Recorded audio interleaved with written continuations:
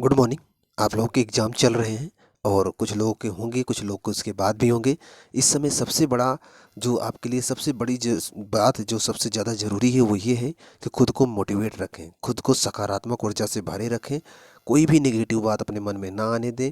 अगर आपका एग्ज़ाम एकदम से नज़दीक है तो कोशिश करें किसी से आपका लड़ाई झगड़ा ना हो, मन एकदम प्रसन्न खुश हो, भरपूर नींद लें, लेकिन पेपर अच्छा परफॉर्मेंस करके आएँ। और यहीं से अगर आप सिलेक्शन ले लेंगे तो आपको एक आधार मिल जाएगा, शुरुआत कर लेंगे आप। उसके बाद तो आपको तैयारी तो भी आगे करनी है, और भी बड़ी परीक्षाओं की तैयारी करनी है। इसलिए बढ़ते तो हमेशा रहना, आगे तो हमेशा बढ़ना है, लेकिन शुरुआत मिल जाएगी ना तो मन में कॉन्फिडेंस आ जाता है। इसलिए शुरुआत ज़रूर कर लें और अपने सिलेबस के हिसाब से तैयारी कर लें। इस वीडियो में हम 100 क्वेश्चन देखेंगे जो साल के टॉप मोस्ट करंट अफेयर हैं। करंट अफेयर के 100 क्वेश्चन देखेंगे क्वेश्चन आंसर के फॉर्म में, और आपको हर क्वेश्चन में 3 से 4 सेकंड का टाइम मिलेगा। आप सोच सकते हो उसका आंसर। अगर आप टेस्ट लगाना चाहते हो तो टेस्ट लगाओगे तो बेहतर रहेगा कि एक एग्ज़ाम का माहौल मिल जाएगा। और अगर आप 100 में 70 से 80 क्वेश्चन सही करते हो तो आपके करंट अफेयर की तैयारी बेस्ट मानी जाएगी। चलिए फिर शुरू करते हैं और कोशिश करो कि आप 80 तक सही कर जाओ। इतना अगर कर रहे हो तो बेस्ट मानी जाएगी करंट अफेयर की तैयारी। और ना भी सही होगा अगर इतना, तो आपको 100 ऐसे करंट अफेयर पता चल जाएंगे जो आपके पेपर में अगर मिले तो आप उनको हल करके आओगे। चलिए फिर शुरू करते हैं। पहला क्वेश्चन ध्यान से देखें। क्वेश्चन है, भारत को आने वाले किस वर्ष में G20 शिखर सम्मेलन के लिए मेजबान राष्ट्र के रूप में चुना गया है? इसका मतलब समझते हैं। G20 मतलब 20 देशों का एक ग्रुप है, 20 विकासशील देशों का ग्रुप है, और उसका शिखर सम्मेलन होगा। भारत को भी उसकी मेजबानी मतलब कि उसकी अध्यक्षता करने का मौका मिल रहा है। किस सन के लिए? 2023, 2022, 2024, 2025?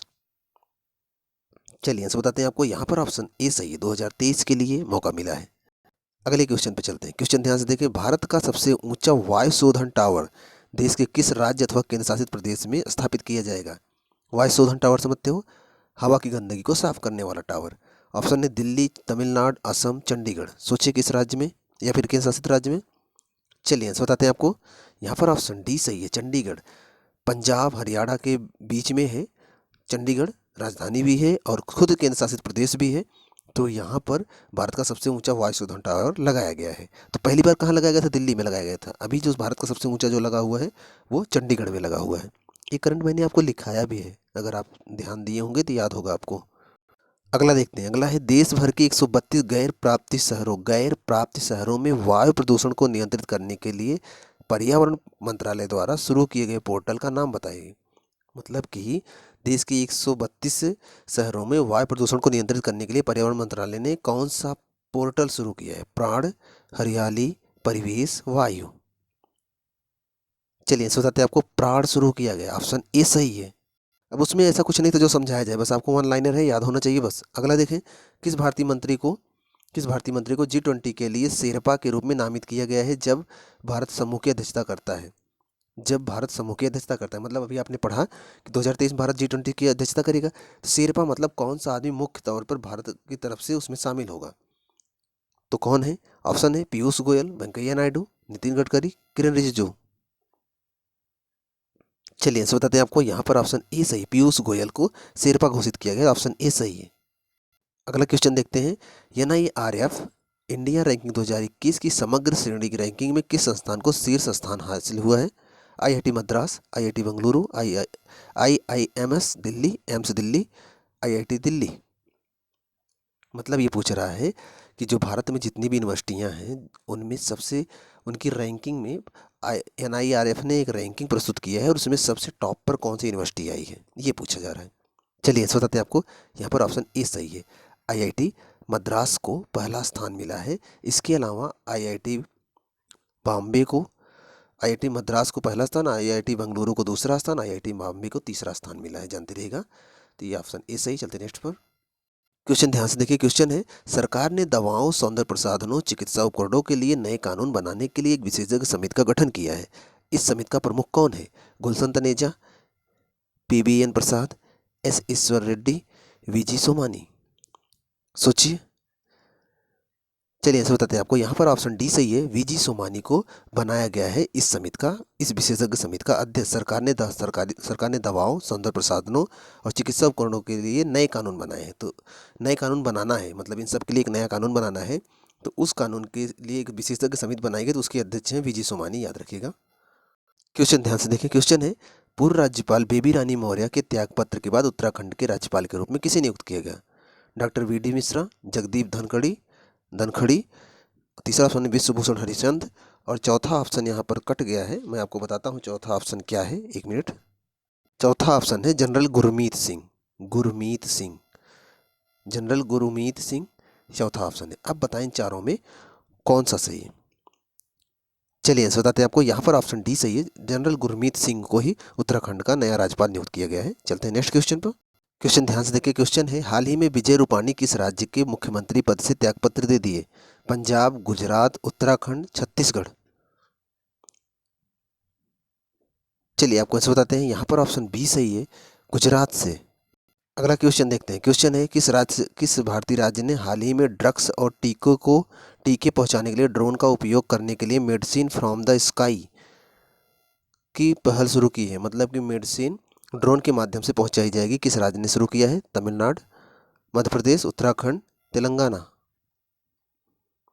चलिए बताते हैं आपको। यहाँ पर ऑप्शन डी सही है, तेलंगाना ने शुरू किया है। अगला देखें। अगला है, भारत की सबसे बड़ी ओपन एयर फार्नरी का उद्घाटन कहाँ किया गया है? रानीखेत, दार्जिलिंग, देहरादून, ऋषिकेश। चलिए आपको बताते हैं। आपका यहाँ पर ऑप्शन ए सही है, रानीखेत में किया गया है, उत्तराखंड। अगला देखें। हाल ही में भारत ने बाजरा का हब बनाने के लिए हाल ही में किस राज्य में बाजरा मिशन शुरू किया है? छत्तीसगढ़, गुजरात, ओडिशा, तमिलनाडु। चलिए आंसर बताते हैं आपको। यहाँ पर ऑप्शन ए सही है, छत्तीसगढ़ में मिशन बाजरा शुरू किया गया था। किसानों को कम मूल्य की फसलों पर भी अच्छा लागत पैसा देने के लिए ऐसा शुरू किया गया था, तो याद रखिएगा। अगला देखते हैं। किस राज्य ने बड़े राज्य श्रेणी में FSSAI का राज्य खाद्य सुरक्षा सूचकांक 2020-21 जीता है? तमिलनाडु, मध्य प्रदेश, गुजरात, महाराष्ट्र। चलिए आपको बताते हैं। गुजरात ने जीता है। पहले स्थान पे गुजरात था, दूसरे स्थान पे केरल, तमिलनाडु तीसरे स्थान पे था, याद रखिएगा। अगला देखें। अगला है, दुबई एक्सपो 2020 में इंडिया पवेलियन का विषय क्या था? मनुष्य प्राकृतिक प्रौद्योगिकी, मनुष्य प्राकृतिक प्रौद्योगिकी। दूसरा ऑप्शन है मानव जाति के लिए प्रगति और सद्भाव। तीसरा ऑप्शन है खुलापन, अवसर और विकास। चौथा ऑप्शन है प्रौद्योगिकी के युग में आराम। चलिए ऐसे बताते हैं आपको। यहाँ पर ऑप्शन सी सही है, खुलापन, अवसर और विकास। अगला क्वेश्चन देखें। क्वेश्चन है, हाल ही में भारत के किस स्थान पर विश्व की सबसे बड़ी खादी राष्ट्रीय ध्वज का अनावरण किया गया? लद्दाख, सिक्किम, जम्मू कश्मीर, हिमाचल प्रदेश। काफ़ी चर्चा में था ये। चलिए ऐसे बताते हैं आपको। यहाँ पर ऑप्शन ये सही है, लद्दाख में किया गया। हाँ। अगला देखिए, ये भी बहुत चर्चा में था। नमाम गंगे कार्यक्रम के आधिकारिक शुभंकर के रूप में किस कार्टून चरित्र को शामिल किया गया है? शक्तिमान, चाचा चौधरी, छोटा भीम, मोटू पतलू। जनरली आप जानते होंगे। चलिए बताते हैं आपको आंसर। यहाँ पर ऑप्शन बी सही है, चाचा चौधरी को शामिल किया गया, मतलब उनका लोगो बनाया गया है शुभंकर के रूप में नमाम गंगे कार्यक्रम के लिए। अगला देखते हैं। अगला है, अखिल भारतीय कार रैली सुदर्शन भारत परिक्रमा को केंद्रीय मंत्री अमित शाह ने झंडी दिखाकर रवाना किया। रैली में प्रतिभागियों का कौन सा समूह शामिल था? BSF, NSG, CRPF, ITBP। चलिए आंसर बताते हैं आपको। यहाँ पर ऑप्शन बी सही है, नेशनल सिक्योरिटी गार्ड ने शुरू किया था, उन्हीं को इन्होंने झंडी दिखाकर शुरू करवाया था। बहुत इंपॉर्टेंट है, याद रखिएगा। सुदर्शन भारत परिक्रमा की शुरुआत NSG के तहत हुआ था। अमित शाह ने इनको हरी झंडी दिखाकर शुरू किया था। अगला देखें। श्रम और रोजगार मंत्रालय ने युवाओं के बीच डिजिटल कौशल प्रदान करने के लिए किस कंपनी के साथ साझेदारी में DG सक्षम कार्यक्रम शुरू किया है? कौन सा कार्यक्रम है DG सक्षम कार्यक्रम? ऑप्शन है Facebook, Microsoft India, NITI Aayog, Amazon. चलिए इसे बताते हैं आपको। माइक्रोसॉफ्ट ऑफ इंडिया के साथ इन्होंने DG सक्षम कार्यक्रम शुरू किया है। अगला देखें। अगला है, वर्ष 2022 के लिए सरकार द्वारा शुरू किए गए स्वच्छ सर्वेक्षण के 7वें संस्करण का विषय क्या है? पहले लोग। दूसरा ऑप्शन है नागरिक भागीदारी। तीसरा ऑप्शन है धन की बर्बादी। चौथा ऑप्शन है स्थायी जीवन। सोचिए। चलिए इसे बताते हैं आपको। यहाँ पर ऑप्शन ए सही है, पहले लोग। ये इस थीम के साथ इसकी शुरुआत हुई थी, इसकी शुरुआत होगी। अगला क्वेश्चन देखें। किस राज्य को घर में बनी राइस वाइन जूडीमा के लिए GI टैग दिया गया है? मोस्ट इंपॉर्टेंट है। केरल, असम, नागालैंड, ओडिशा। चलिए इसे बताते हैं आपको। असम को उसके घर में चावल से जो वाइन या शराब बनाई जाती है, उस शराब को जीआई टैग दिया गया है। ये शराब चावल से बनाया जाता है, असम में बनाया जाता है, उसके लिए दिया गया। ऑप्शन बी सही है।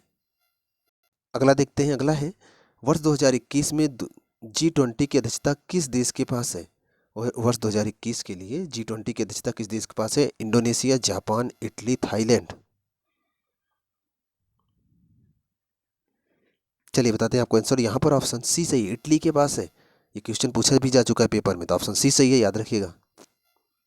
क्वेश्चन ध्यान से देखिए, थोड़ा बड़ा है तो ऑप्शन मैं आपको दिखा दे रहा हूँ।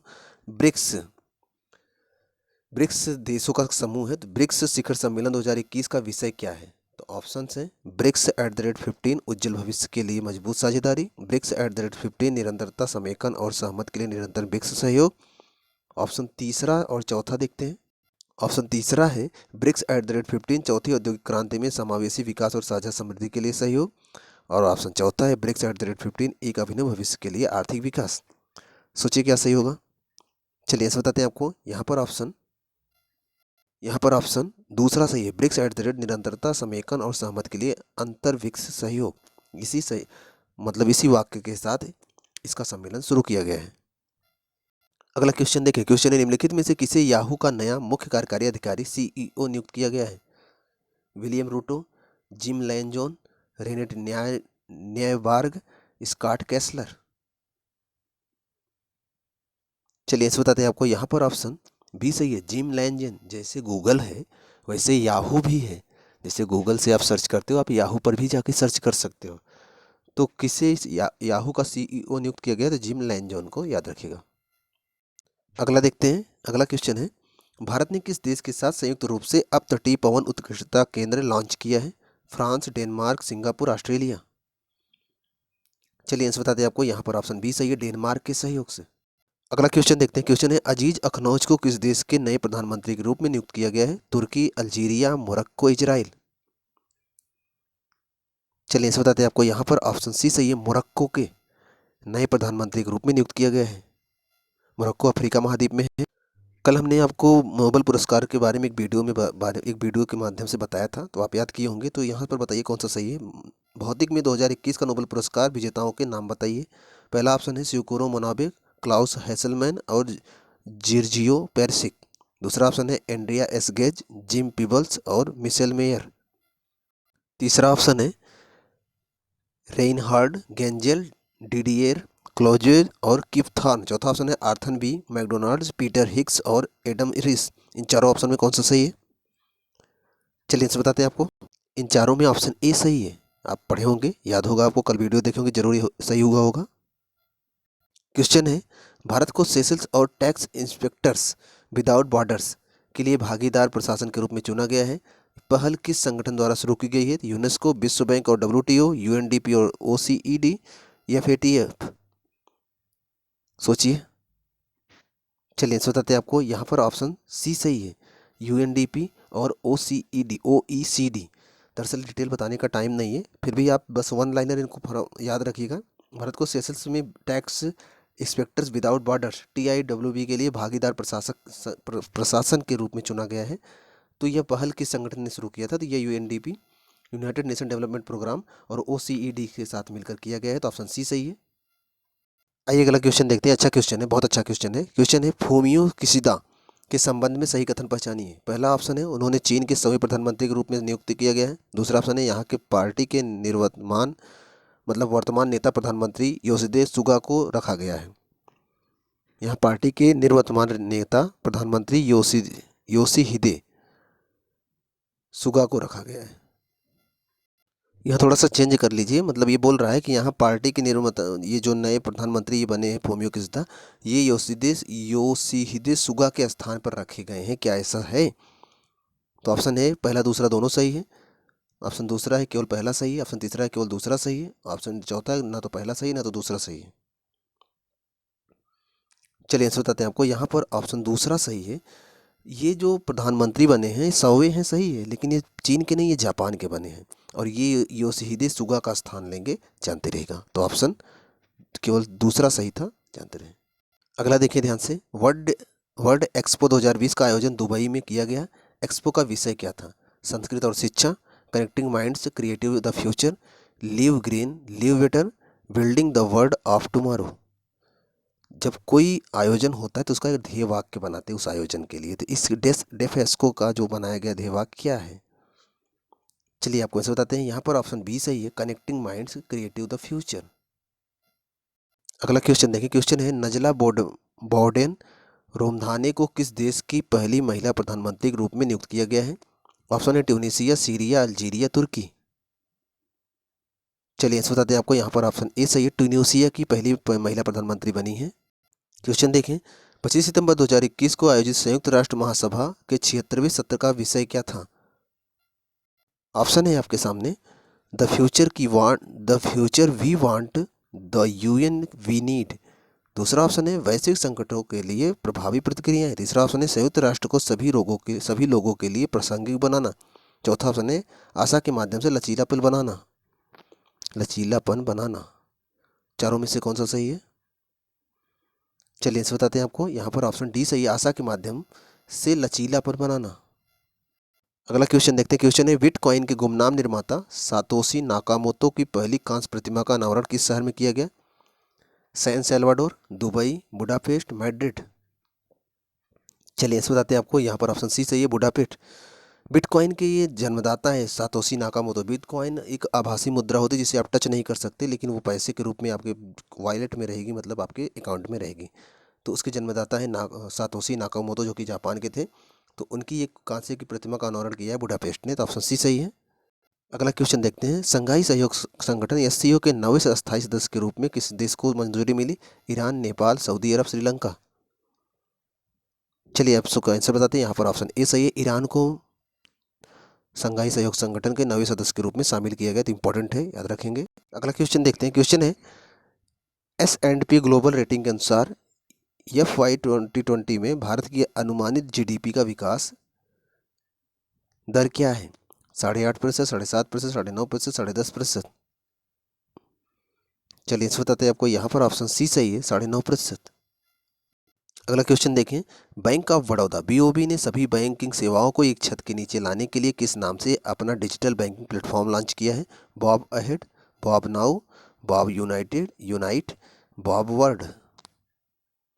चलिए इस बताते हैं आपको। यहाँ पर ऑप्शन डी सही है, बॉब वर्ड के नाम से शुरू किया है। अगला क्वेश्चन देखते हैं। क्वेश्चन है वित्त वर्ष 2020-21 के लिए आयकर रिटर्न दाखिल करने की नई समय सीमा क्या है? 30 सितंबर, 31 सितंबर, 31 दिसंबर, 31 अक्टूबर, 30 नवंबर।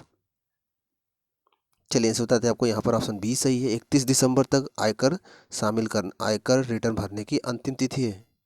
अगला क्वेश्चन ध्यान से देखिए। क्वेश्चन है किस कंपनी ने डिजिटल लेंडिंग स्टार्टअप क्रेडिटमेंट में 100% हिस्सेदारी का अधिग्रहण किया है? फेसबुक, ICICI, पेटीएम, भारतीय स्टेट बैंक। चलिए इसे बताते हैं आपको। यहाँ पर ऑप्शन सी सही है, पेटीएम ने किया है। अगला क्वेश्चन ध्यान से देखें। IIFL wealth Hurun India rich list 2021 में किसने टॉप किया है? शिव नादर, गौतम अदानी, मुकेश अंबानी, SP हिंदुजा। इन्होंने जो भारत के सबसे टॉप अमीरों की सूची जारी की है उसमें पहले स्थान पे कौन है? शिव नादर, गौतम अडानी, मुकेश अंबानी, SP हिंदुजा। चलिए आंसर बताते हैं आपको। यहाँ पर ऑप्शन सी सही है, मुकेश अंबानी पहले स्थान पे हैं, याद रखिएगा। दूसरे स्थान पर हैं शिव नादर और तीसरे स्थान पे गौतम अडानी। अगला देखते हैं। किस भारतीय समूह ने वित्तीय सेवा कंपनी DHFL का अधिग्रहण कर लिया है? ल्यूपिन लिमिटेड, पीरामल एंटरप्राइजेज, सन फार्मा, वाकहार्ट। चलिए ऐसे बताते हैं आपको। पीरामल एंटरप्राइजेज ने वित्तीय सेवा कंपनी DHFL का अधिग्रहण कर लिया, मतलब अपने में मिला लिया है। अगला देखें। अगला है निम्नलिखित में से कौन सा बैंक RBI के PCA फ्रेमवर्क के तहत अकेला बचा है? Central bank of India, UK bank, bank of Maharashtra, Canara bank. चलिए ऐसे बताते हैं आपको। Central bank of India. इस वीडियो के यहाँ 42 क्वेश्चन पे रोकते हैं। हालांकि 42 क्वेश्चन क्रम में पड़े हैं, लेकिन 2 क्वेश्चन छोड़े गए हैं, तो अतः 40 क्वेश्चन हुए हैं। अब इस 40 क्वेश्चन में आपने कितना सही किया है कमेंट बॉक्स में ज़रूर बताइएगा। और ये करंट अफेयर आपके रिवीजन के लिए बहुत महत्वपूर्ण है। इनको 1-2 बार देख के रिवीजन कर लीजिएगा, आपके पेपर में यहाँ से क्वेश्चन आ सकते हैं। मिलते हैं आपसे नेक्स्ट वीडियो में। अगर चैनल पर पहली बार आए, चैनल को सब्सक्राइब कर लीजिए।